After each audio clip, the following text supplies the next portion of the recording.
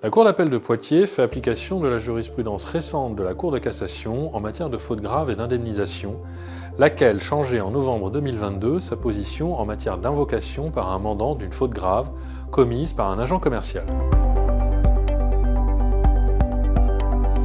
Pour rappel, un agent commercial dont le contrat prend fin a droit à une indemnité compensatrice du préjudice qu'il subit, sauf dans l'hypothèse où la cessation du contrat est provoquée par la faute grave de l'agent commercial. Jusqu'à l'arrêt précité de novembre 2022, la jurisprudence française considérait de manière extensive que la découverte d'une faute grave postérieurement à la notification de la résiliation du contrat justifiait de ne pas verser l'indemnité à l'ancien agent commercial. Depuis cet arrêt de novembre 2022, il convient au contraire de retenir, dans la lignée des juridictions européennes, qu'une faute grave découverte postérieurement à la résiliation du contrat n'empêche pas l'agent commercial de toucher son indemnité. Du point de vue de la loyauté contractuelle, ou dans la conduite du contentieux, elle semble adaptée en imposant au mandant de donner l'ensemble des raisons ayant justifié la résiliation du contrat. Toutefois, dans certaines hypothèses, il est tout à fait possible que des manquements ne soient découverts qu'après la résiliation du contrat, lesquels seraient, malgré tout, constitutifs d'une faute grave. Cela revient à donner une prime aux agents les plus habiles à dissimuler leurs fautes, ou à ceux dont le mandant aurait manqué de rigueur en ne visant pas l'ensemble des fautes graves commises. Il est donc essentiel pour les enseignes qui souhaitent mettre un terme au contrat de leurs agents commerciaux pour faute, de notifier le plus exhaustivement possible les fautes graves reprochées avant de notifier la résiliation, sous peine de ne plus pouvoir se prévaloir de ces fautes graves. Je vous remercie.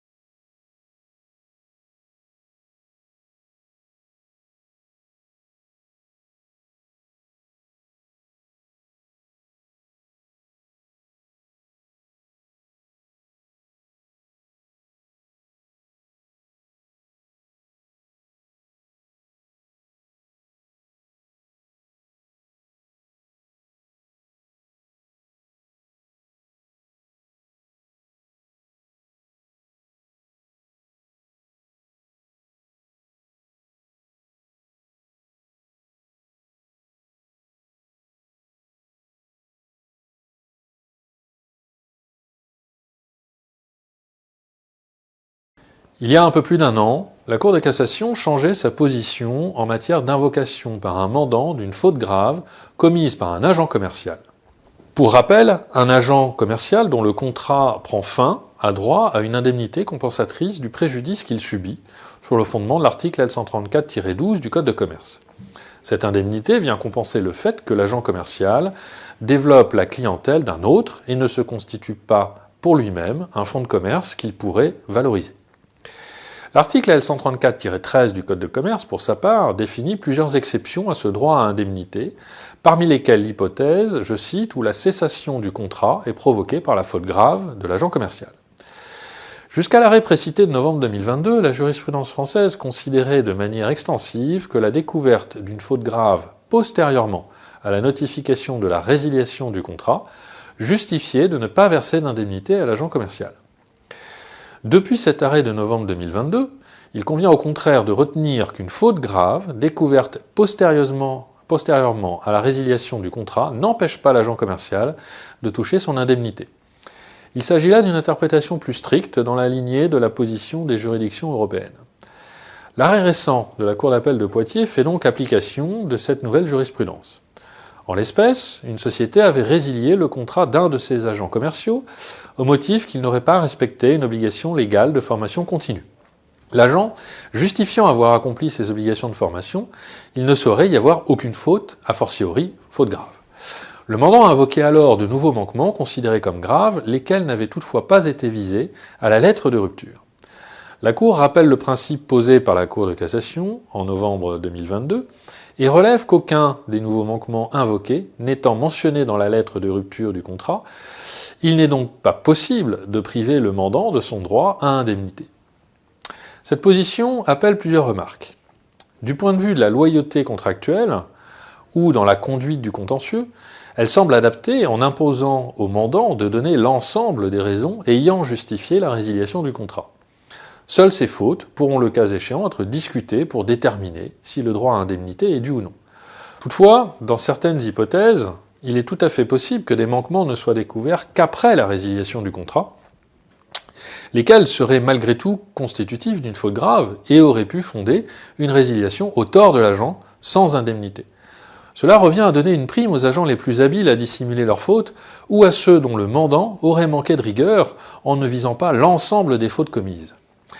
Il est donc essentiel pour les enseignes qui souhaitent mettre un terme au contrat de leurs agents commerciaux pour faute grave, de recenser le plus exhaustivement possible les fautes reprochées avant de notifier la résiliation, laquelle devra viser l'ensemble des dites fautes pour éviter ensuite toute impossibilité de se prévoir d'autres manquements.